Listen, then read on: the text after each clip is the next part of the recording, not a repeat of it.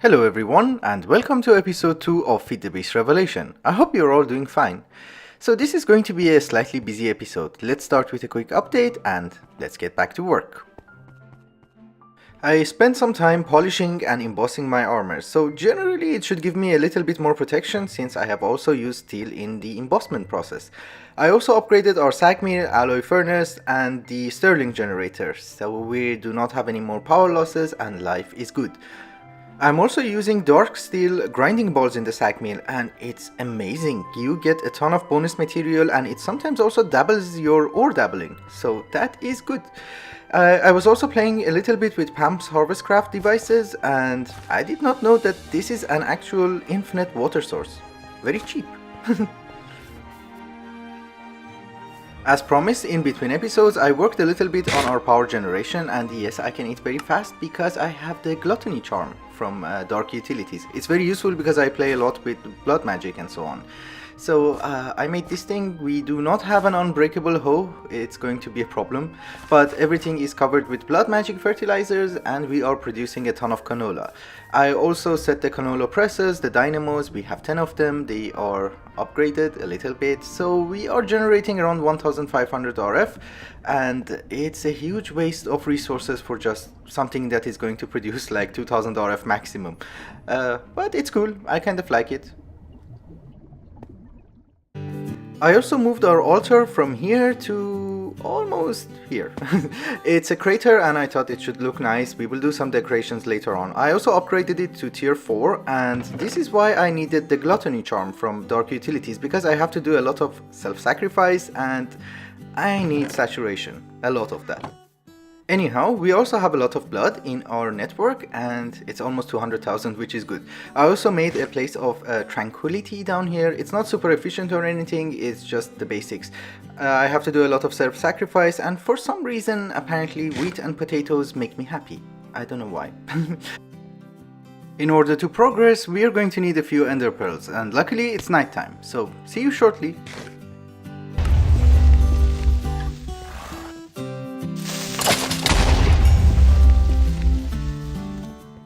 Whenever I go mob hunting during the night, I get a lot of creeper holes and that's making me slightly frustrated. So we have to start a little bit of Botania and get the benevolent charm so that we can avoid these holes. Because I have an OCD and I have to fill them and it's getting expensive and time consuming.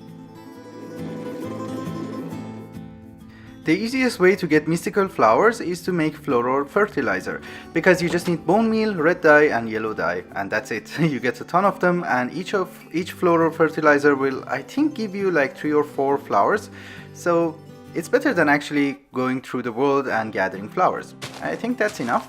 We can make our pure daisies. 1 petal apothecary, and we can easily make our pure daisy.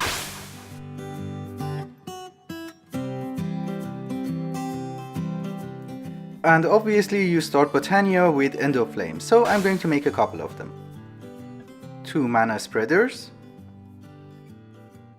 and 1 mana pool. You know guys, I just realized that every time that we're going to produce mana using Endo Flames, I use a different contraption and I don't know why. So this time it's an open crate, a dropper, a golden pressure plate and a redstone torch, and it should work fine.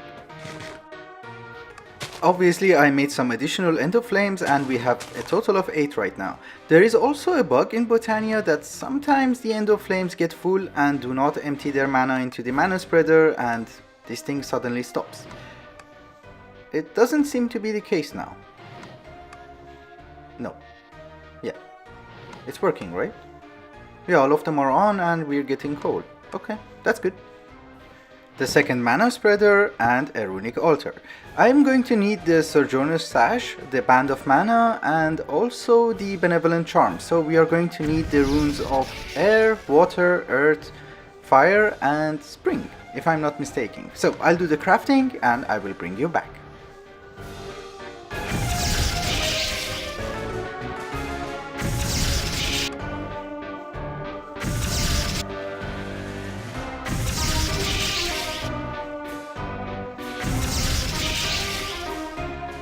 One Band of Mana, Sojourner's Sash, And the most important one is the benevolent charm. No more creeper holes, and that will be lovely. They can still kill me, but you know, at least I don't have to clean up after them, and I cannot put the gluttony charm anywhere else. Okay, fine. I prefer that over creeper holes. So we just have to charge our band of mana, and then we're good to go. We don't have that much mana anyway, but this will hold 3 or 4 explosions anyway, and that's all I want. I don't want anything else. Since it's still daytime and we're doing Botania, I thought I'd make a composite lens of velocity and potency. It will greatly increase the efficiency of your mana spreader, and it will empty its content much faster, and if you put it right next to the mana pool, it's going to be amazing. We're going to need a lot of them when we want to generate a lot of mana, but for now, since we only have one mana spreader, one will do. And finally, it's nighttime and I can go Enderman hunting, and we are very lucky because we have our first catch of the day. If I can kill him, of course, and he doesn't eat me instead. Did you drop? Oh yeah, he dropped one. Okay, that's good. I have looting 3 on my sword. I was very confused. Haha, yeah, blow up. I dare you. Okay, that was bad. Okay, last episode was creeper mating season. This time it's skeleton mating season. How many are they? Oh my god, this is kind of bad. He has an enchanted bow. Why? I don't have anything. Okay, we're done. We're done. We're running away. I'm a chicken. I can fly away. It's fine.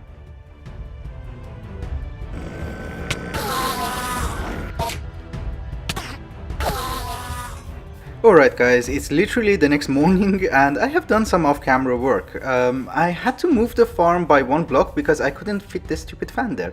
It's a problem. I don't have a solution for an unbreakable mattock because the paper mattock from Tinker's Construct does only give you like 3 modifiers.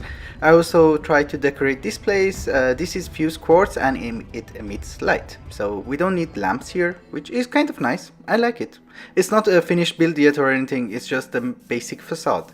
I also made a machine area, so we have the basic machines that we are going to use frequently. Induction smelters, alloy smelters, and etc. I made a crate for our ore dabbling. And as I have said earlier in the episode, these dark steel grinding balls are amazing. The recipe has changed, so instead of 5 you get 24 of them, and they're also not that expensive. You just need obsidian, iron and coal, and that's it. You get a ton of them, so I'm planning to use them a lot. This is much more efficient than ore tripling with mechanism or anything you have with thermal expansion.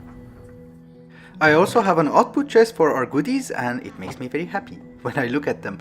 I do not have an ender chest because we do not have an applied energistic system. Later on we'll substitute. The next thing I want to do today is to automate the production of plastic from industrial foregoing. This is a very painful project to set up. I don't know why, because in MFR you just had to smelt some plastic and you were good to go. Right now it's like you have to make a device and I don't like it that much. Anyway, it's something that I'm always lazy of and I want to finish it as soon as possible. Since the well from Pam's Harvest Craft does not allow you to extract water from it, I'm going to use an aqueous accumulator, which will passively provide us with water, and so far none of our devices require any power, which is a very good thing. I made some ender fluid conduits in order to extract latex and water at the same time. It has multiple channels and as you can see, both fluids run through it at the same time. Then we are going to need a latex processing unit which makes tiny pieces of rubber, a crafter from RF Tools which makes dry rubber, and a redstone furnace which smelts that into plastic. So now I just have to hook it up to item conduits.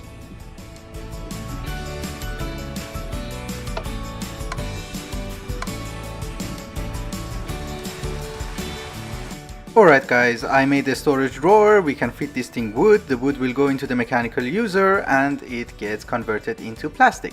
I also have a power conduit here. Yeah, okay, good. So we just have to hook it up and then we are done. Alright guys, we are done here and I'm sorry that I went through this very fast, but this is like the 4th time that I have done this on camera and I thought it would be a waste of time if I do it slow motion again.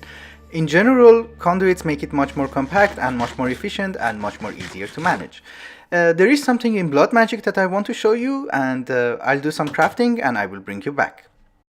So normally I do not explain the crafting procedure of something which is available in the JAI, but so far in blood magic there are 2 items which do not have a crafting recipe. One of them is the demon crystals, and the other one is, if I can get out, that's a problem.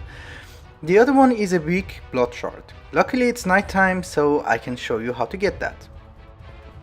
You are going to need a bound blade, and it needs to be active. Activating it is just right clicking, it's nothing difficult. Then you need to hunt a mob with it, and this time it didn't drop. The drop rate is not 100%, but you can get it if you kill a few mobs. I do not have a mob farm, so this could take some time. Hopefully this guy will drop it, because it's like, oh yeah, he did. Okay. You're going to need this in order to upgrade your Tartaric Gem, as well as upgrading your Blood Altar into the 4th tier. The next item that you're going to need is a Demon Will Crystal. It also does not have a crafting recipe, and if I click, nothing will happen. So, you're going to need to put the following items in the same chunk. It has to be in the same chunk. A Demon Crucible and a few Demon Crystallizers. Cool. Then you put your Tartaric Gem, which has Demonic Will inside, and wait. After some time, the Demonic Crucible will release that will into the chunk, and it will be absorbed by the Demon Crystallizers, and they will be converted into crystals, like so. Normally you should not break them right now, because if you break them now you will only get one crystal, which is not very efficient. If you let them go and release more Demonic Will into the chunk using your Tartaric Gem, they will grow into 5 or 6 crystals, which is very nice. I need one in order to upgrade my Tartaric Gem, and I cannot find the recipe. Yes, a weak blood shard, a crystal, and a demonic slate.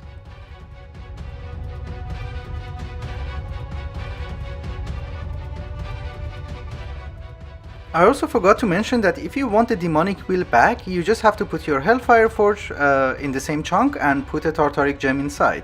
And if I give it some Demonic Will, this one will absorb it. I don't want to do that, but I just wanted to show you. Also, you can see that the crystals have grown. I ran out of Demonic Will in my Tartaric Gem, so they have actually stopped, but that's something that I can manage later on. The last thing that I want to do today, which is going to take considerable amount of time, is to get into Astral Sorcery and make the Attunement altar and attune myself to Evorsio, because actually that's the best constellation that is available. The other ones are not very good. It's nighttime, so let's sleep and see if we can find any ruins in the journey map. So I can see 3 of them, 2 small ones and 1 big one in the jungle. I do not see any other one. It's okay, we can start checking those out, and I'll bring you back. This is the first one, and I'm hoping that I will get Evorsio in one go. I'll just vein mine the thing, because I also don't have any marble left. So, what will... Really? Nothing? Huh. And here is the big one, and wherever you go you pick up chicken eggs. I don't know why, and it's so... What the? Sorry, chicken. Anyway, it's a little bit laggy, so I'll check it out and I will bring you back. The first thing we have to do is to put our crafting table under the crystal and craft our resonating wand, which is kind of your wrench in this mod.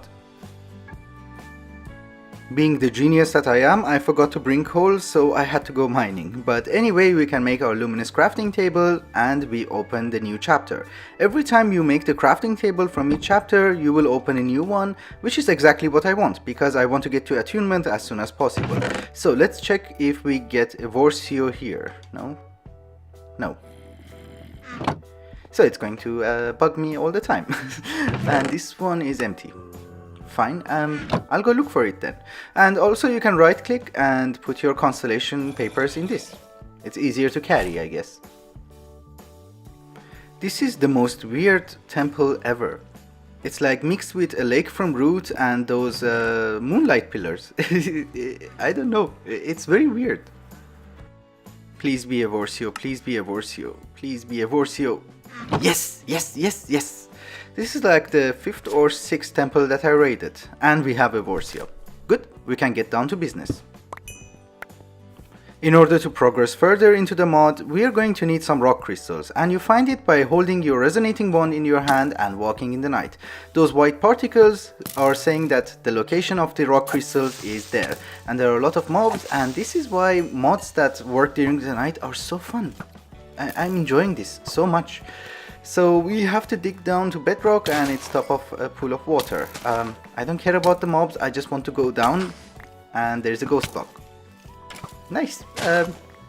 I'm feeling very lucky today.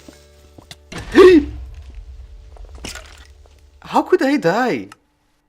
This armor is not very useful and I cannot sleep. I'll bring you back. Well, I dug down and I ended up in my own mineshaft. I didn't know. Anyway, so digging down here is not going to be a problem and... oh, iron. That is nice. I do not have a quarry or ore miner, so any resource will be very helpful. And we should be at bedrock. Yes, I forgot the direction. This way? Yep. We have our rock crystals. How many will you give me? 5. It's okay, I will go and find some more and I will bring you back. Alright guys, this is just an FYI note, but I'm putting some blast protection and projectile protection on my armor because since the last death I realized that I'm not very well protected. And I'm not going to keep this armor for a very long time, but for now this will do. I'm going to make a Phosic resonator in order to find high concentration of starlight during the night, which is a bonus thing and it will help us with crafting. For that we're going to need a bucket of starlight and for that we're going to need some light wells. So let's craft 2 of them and I think 2 will be enough, we don't need more. What's wrong? Ah, the crystal.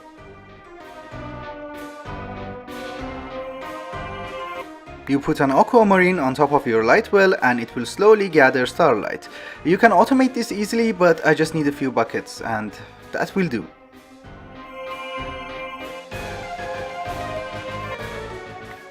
Alright guys, for the life of me I cannot find a place which has high concentration of starlight. So I think what we should do is that we just find a location that we like and we settle there. It's not a mandatory thing, but it would have been helpful. This small mountain next to our base seems to be a good area, so I will prepare a flat area and I will bring you back.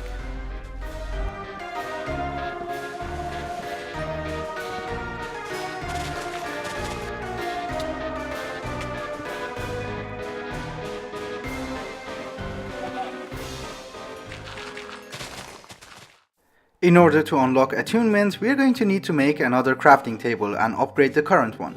So I have already prepared the multi-block structure and I have all the ingredients inside my crafting table. We just have to wait for nighttime for the starlight to build up and we can activate the ritual.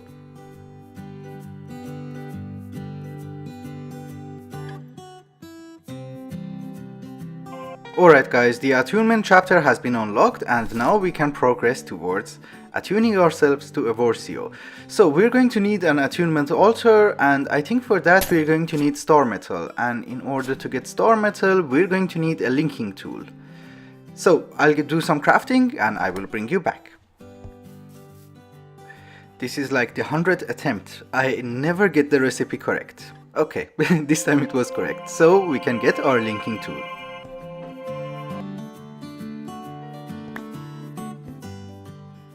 Once we have our linking tool, we have to come back to a temple or ruin of Astral Sorcery which has a crystal. It needs direct sunlight or moonlight or whatever it's called, and then we're going to need some iron ore and a linking tool. So we put our iron ore here or anywhere, actually it doesn't really matter, and then we link the crystal to the iron ore and I clicked wrong. If we link it, it will convert it into star metal and oh, they updated. That is nice. Normally it would have taken such a long time and now it's very fast. Thank you for the improvement. Thank you so much.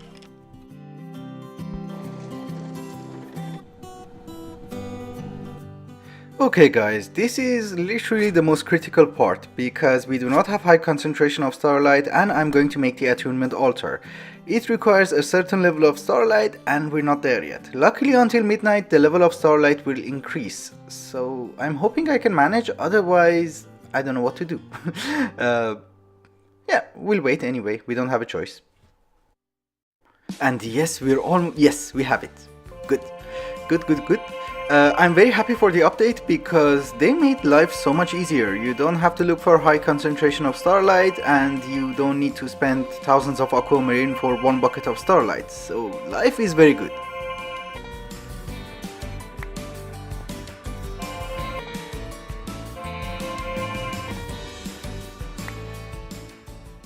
Without finding the actual constellation in the night sky, we cannot do anything. So I made a telescope and I'm looking for Evorsio. This seems to be the pattern and we just have to connect the dots. This is a game that I hate since childhood, but unfortunately I have to do it because I want the buffs from Evorsio. Yep, we found it. Very cool, very nice. It's actually the most easiest constellation to find, so I'm not that good in this, I guess. It's in the night sky and I am very happy. I just managed to finish the multi-block structure on time and we have our attunement altar because Evorsio is in the night sky and this is the only chance we have to attune ourselves to Evorsio. So we just need to have our constellation paper in our offhand and put spectral relays wherever we have these particles. I only have 7 spectral relays and I think that's the only one we need. Yep, cool. We're done, and if I walk inside, I will be attuned.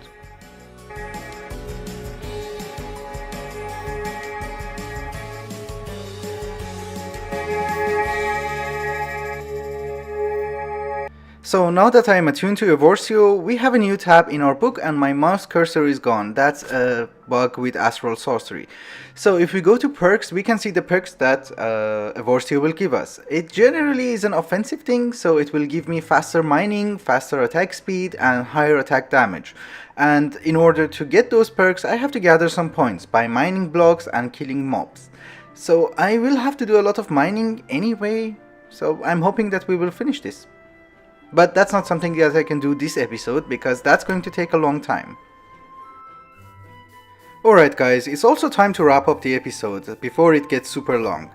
In between episodes I will make a basic ME system in order to store our items because I'm having a lot of chests and going through items in order to craft something, it's a pain. So I will make the basic ME system with maybe 4K storages as we do usually. We already have the pure Certus quartz and the pure flux crystal from the last episode, so we should be fine. Thank you so much for watching and I hope you enjoyed it. Till the next one, bye bye.